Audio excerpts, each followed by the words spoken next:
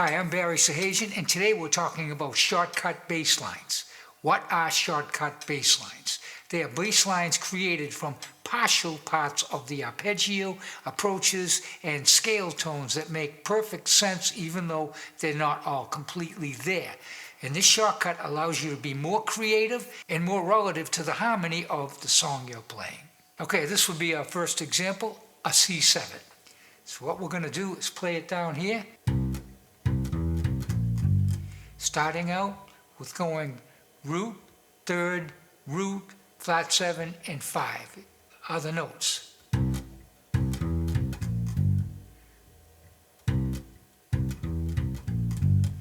That would be the first of two measures. Let's play the second measure.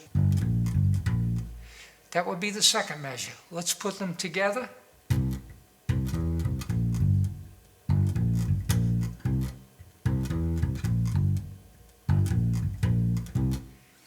The thing I like about this is it's only on 3 strings. When you play a line on 3 strings on a bass, it enables you to play it immediately from the first, second, and third string and the second, third, and fourth string. For instance,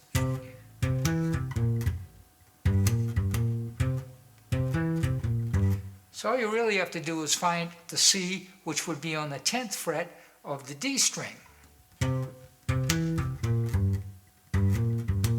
It also helps you out a lot because it gets you to learn the neck a little bit as well. So let's try that in another spot on the neck, right here. This would be on the 15th fret of the A string.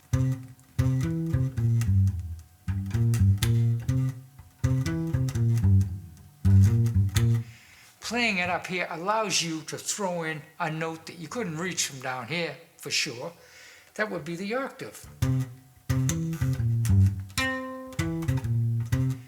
Throw in a little lick, just stay in this little section here, and you know the notes you can play. Move around a little bit and see what you can come up with.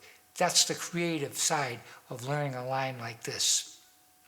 On our second line, first of all, I changed it from a dominant 7th chord, C7th, to a C major 7th.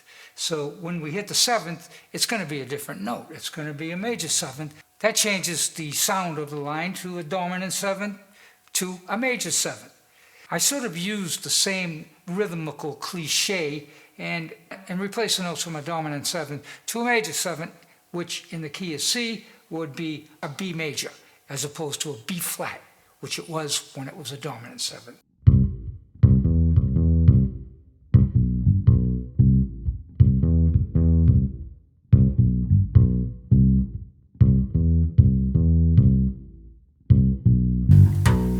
And from there you can make your own changes by changing the order of the arpeggiated notes, and you can change the rhythm too if you want, but I advise sticking with that rhythm so you can really get it down and feel comfortable with it before you move on to your own embellishments of the line. This third line is identical to the first line. It's a C7th, except there's a couple of changes. First change is on the last beat of the first measure, and I turn that into a rest, an 8th rest.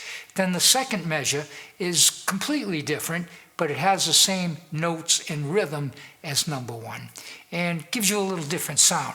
What you want to do in lines like this is you want it to sound the same, but different at the same time, so it doesn't get too repetitive.